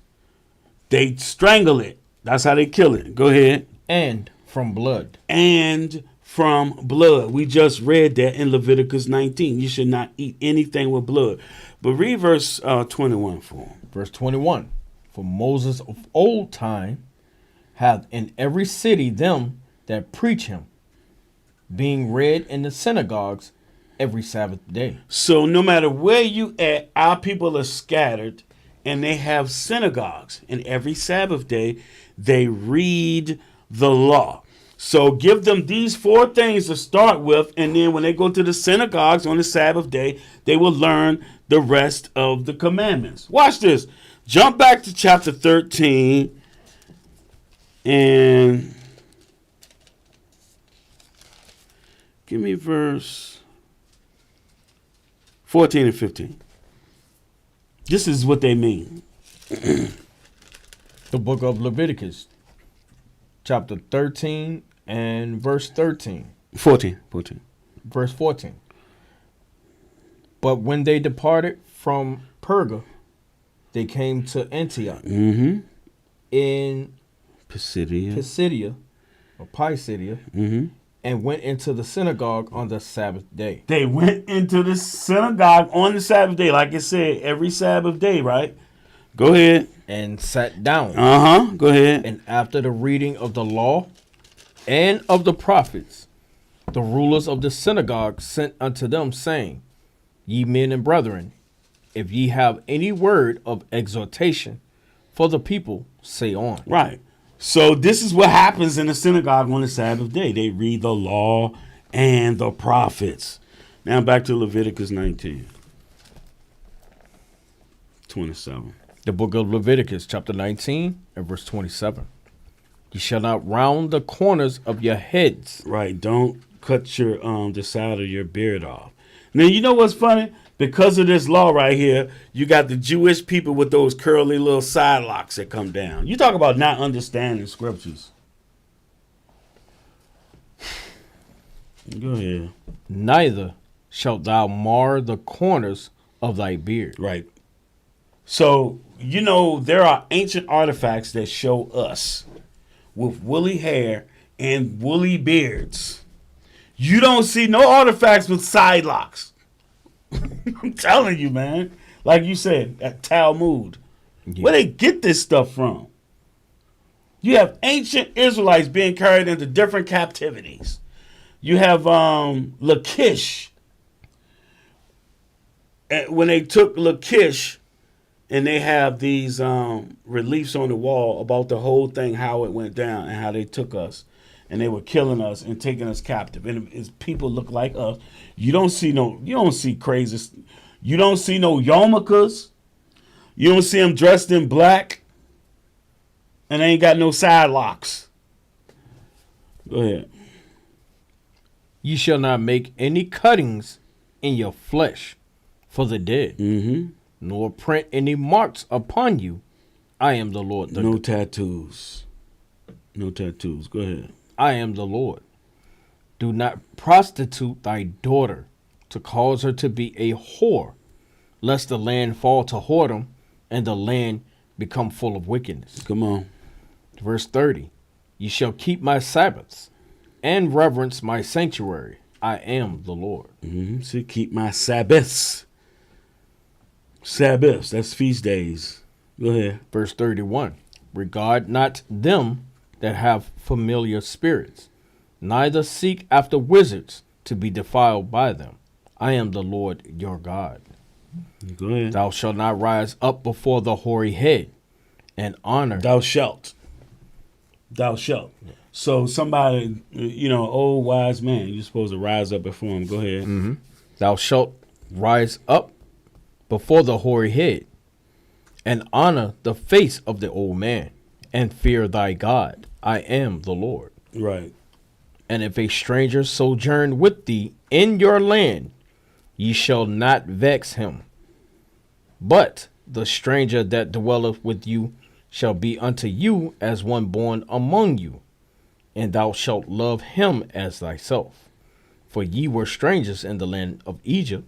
I am the Lord your God. So we have laws that's catered to the strangers that come among us. So you're supposed to apply the commandments to them. You're not supposed to treat them any type of way like they have done to us. So what does this cause? This causes peace to be in our land. You're not vexing them. Now you punish them when they break commandments, and it calls for you to punish them. But you don't go around and vex them. You look around the earth today, and you got people protesting. Why? Because they're being vexed by the powers that be all over the place. When you walking in God's commandments, it causes peace. Peace. He's the God of peace. Come on. Verse 35. Verse 35. Ye shall do no unrighteousness in judgment. See? No respect of persons. It's saying it again. Go ahead. In meat yard, in weight, or in measure, just balances, just weights, or just ephah, and a just hin shall ye have. I am the Lord your God, which brought you out of the land of Egypt. So you supposed, even in your business and everything, you're supposed to do righteously. Right. Don't cheat people. Now, we're almost done. Now, I had made this statement. So let's back it up real quick. Damn. No, we read that last class in Exodus. Go, give me chapter 20 and verse 13. We're almost done, y'all. The book of Leviticus, chapter 20 and verse 13. If a man also lie with mankind, as he lieth with woman, with a woman, both of them have committed an abomination. They shall surely be put to death. Their blood shall be upon them. So their blood had to be spilled. You think it's going to be homosexuality in the kingdom? You think because Christ came and gave his blood that they're going to be doing whatever they want in the kingdom? No. People keep saying, we're in the new covenant. No, we're not. We're under grace right now. Right. Once we're bonded into that new covenant, you do some abomination, what you think going to happen? The Lord said, bring them before me and slay them. All grace is the time and chance to get yourself together before Yes. the Lord, before the day of the Lord. That's it. That's what that grace period is for. Or before you kick the bucket and go meet your maker. Mm-hmm. Get yourself together and repent. Stop playing games. Give me verse. Give me verse 15. The book of Leviticus, chapter 20 and verse 15. Because I said this earlier. Go ahead. And if a man lie with a beast, he shall surely be put to death, and ye shall slay the beast. See, you shall slay the. Both of them gotta die, and these are judgments. People say, "Oh, see, when people will say, when you tell them they're in the midst of sin, they'll say, "Oh, you judging me?" No, we're not. Huh. No, we're not. We're trying to correct you, so you don't get these punishments. Go ahead. The book of Leviticus. Because even though we under grace, your grace will run out when you know and you continue on in it. Your grace will run out. Yeah. 16. The book of Leviticus, chapter 20 and verse 16.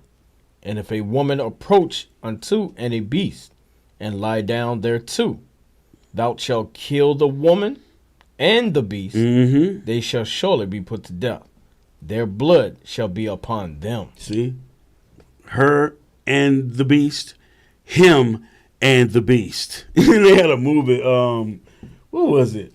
Beauty and the Beast. Man, get out of here. Right. Verse 18. The book of Leviticus, chapter 20 and verse 18.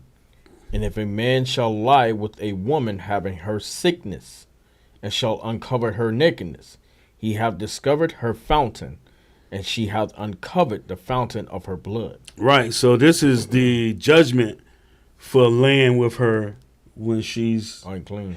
yeah, and you did it on purpose. Right. Go ahead. And both of them shall be cut off from among their people. See, cut off from among the people. Yeah, ain't no none of them little sayings that used to go with it. If I can walk through mud, I can. Yeah, no, cut that out. You remember TLC? You being nasty. What was that?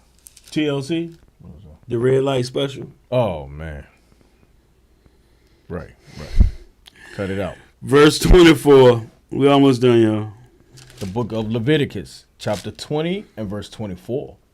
But I have said unto you, ye shall inherit their land, and I will give it unto you to possess it, a land that floweth with milk and honey. Mm-hmm. I am the Lord your God, Again, I am the Lord your God. Go ahead. which have separated you from other people.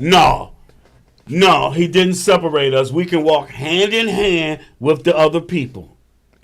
We are the human race, man. There's only one race. Right. Which have separated you from other people. Right. Verse 25. Verse 25, ye shall therefore put difference between clean beasts and unclean, and between unclean fowls and clean. Now, remember last week the brother, he had the question about Acts 10, and it was talking about all those creeping things and stuff. Right. This is another similar to right here. He said he separated us from other people. Now he talking about clean and unclean beasts again. Right. Why right here? Go ahead. And ye shall not make your souls abominable by beast, or by fowl, or by any manner of living thing that creepeth on the ground, which I have separated from you as unclean. Unclean. Go ahead. And ye shall be holy unto me. Ye shall be holy unto me. The children of Israel, ye shall be holy unto me. Come on. For I, the Lord, am holy, He's holy. and have severed you from other people, that you should be mine. Right. Severed you from other people that you should be mine. Not that everybody shall walk hand in hand. It's impossible. Right. But if you do want to kick it with them that bad, you can meet their fate also. Though hand go in hand. The wicked shall not go unpunished. Right. So oh man, that's 2 hours right there. So hopefully y'all learned something, especially the first part, distinguishing between these commandments that we're supposed to walk in, those laws, and how they're different from the laws of atonement. And Paul is an expert at this, and he's just saying the law, the law, the law. You have to distinguish what he's talking about. Those carnal laws is animal sacrifice. Nothing is carnal about loving your neighbor as you love yourself, honoring your mother and your father, reverencing the Lord and keeping his feast days like he told you to do. That's not carnal. Being disobedient, that's carnal as hell. Right. And it'll get you punished. And that's not religion either. Nothing is religious about that. People kill me with that. Oh, it's a religious book. What? They don't understand. That's why I say all the time, even if you don't go to church, if you're in America, if you're in any of these nations that's run by Esau, and these nations claim Christianity, whether you go to church or not, you're in the doctrine of Christianity. Yep. Let's all be equal, except the white man is on top beating the hell out you. Mm-hmm. And you too blind to see it. Let's, you know what? Let's close out with what we opened up with. All three verses. Malachi 3, I forget what verses it was. It's perfect, though. Mm-hmm. Keeping these commandments. This is how you can ascertain who is being righteous and who isn't. Who is serving the Lord and who isn't. Yeah, 16. The book of the book of Malachi, chapter 3 and verse 16. Then they that feared the Lord spake often one to another, and the Lord hearkened and heard it. And a book of remembrance was written before him for them that feared the Lord, and that thought upon his name. You know what else to show That's you? tight, bro. Yeah, it is. But you know what else to show you? It show you the Lord paying attention. He listening. Yes. Right. He listening. Go And ahead. they shall be mine, They saith shall the Lord be. of hosts. They shall be mine. I am the Lord your God. Read. In that day, when I make up my jewels, and I will spare them, I will spare them. Go ahead. as a man spareth his own son that serveth him. Make he's pleasing him. Go ahead. Then shall ye return and discern between the righteous and the wicked. How do you discern between the righteous and the wicked?